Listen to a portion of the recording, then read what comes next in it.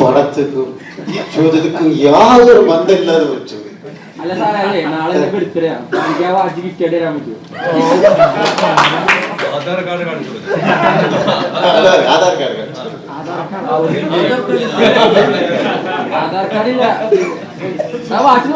ഞാൻ ഒരു കാര്യം പറയാം. നാളെ ഈ പടം ഇറങ്ങട്ടെ. എന്തോ പറയുന്നു. ഇവന്റെ വാച്ച് മോതിരൊന്നും ചോദിക്കരുത്, ഭാവിയിൽ വേറെ പ്രശ്നം. ആ പേര് ഞാൻ പറയാം, ജോൺസൺ ജോൺസൺ ആൻസൺ. അതുമായിട്ട് സാധനം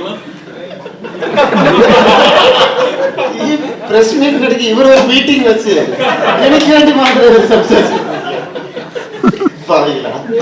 എന്താ വെച്ചാൽ ഈ പടം ഒന്ന് ഇറങ്ങട്ടെ. ഈ പടം ഇറങ്ങി കഴിഞ്ഞാൽ ഇതിൽ അഭിനയിച്ച എല്ലാ ആർട്ടിസ്റ്റുക്കും നല്ല ഒരു മാർക്കറ്റ് വരും.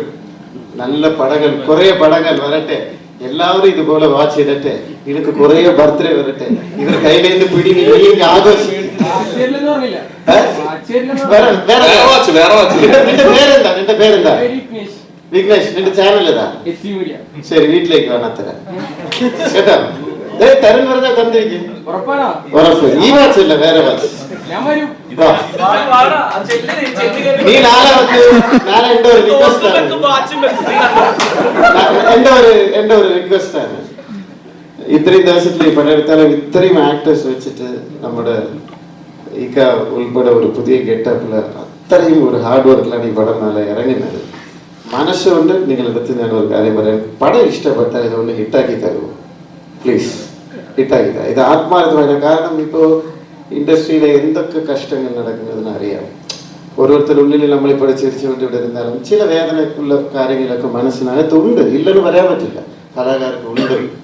പക്ഷേ ഒരു പടം വിജയിക്കുമ്പോൾ അതിലൊരു ഭാഗമാകുമ്പോൾ എല്ലാ കഷ്ടങ്ങളും മാറി ഈ വ്യവസായം, സിനിമ എന്ന് പറയുന്ന വ്യവസായം ഭയങ്കരമായിട്ട് വളരും. ഇതുകൊണ്ട് നടന്മാർ മാത്രമല്ല, ഡയറക്ടർ മാത്രമല്ല, പ്രൊഡ്യൂസർ മാത്രമല്ല, ഇതിൽ 24 ക്രാഫ്റ്റ് ഉണ്ട്. പാവപ്പെട്ട കുടുംബങ്ങൾ എത്രയോ പേരുണ്ട്. ഇനി ഒരു പടം വിജയിച്ചാൽ ഇനി ഒരു 10 പടം വരും.